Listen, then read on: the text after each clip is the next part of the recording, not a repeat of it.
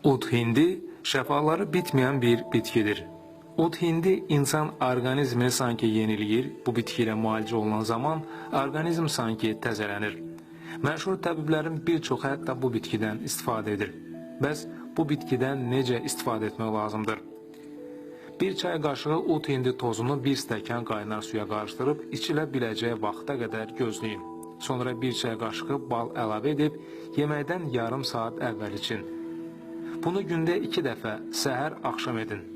Bu qarışım bütün iltihabi xəstəlikləri tək başına götürə biləcək bir gücə malikdir. Bu qarışımın faydasını görmək üçün ən azı 1 ay içmək lazımdır. Qanı duruldur, damarları elastik edir, təzyiqi normallaşdırır, beyin qan dövranını yaxşılaşdırır, diqqəti və yaddaşı gücləndirir, zob düyünlərini əridir, frangiti götürür, anginanı qısa müddətdə sağaldır. Mədaltı vəz xəstəliyi zamanı çox faydalıdır. Podagra şişlərini əridir, qurd qovucudur. Şəkər xəstələri üçün əvəz olunmaz bir şəfa mənbəyidir. Sadəcə şəkərin müalicəsi zamanı balın dozasını azaltmaq lazımdır. Xroniki qastrit və kolit zamanı faydalıdır. Revmatizm və revmatoidli poliartrit zamanı mükəmməldir. Bütün əzələ ağrılarında faydalıdır. Öd qovucudur.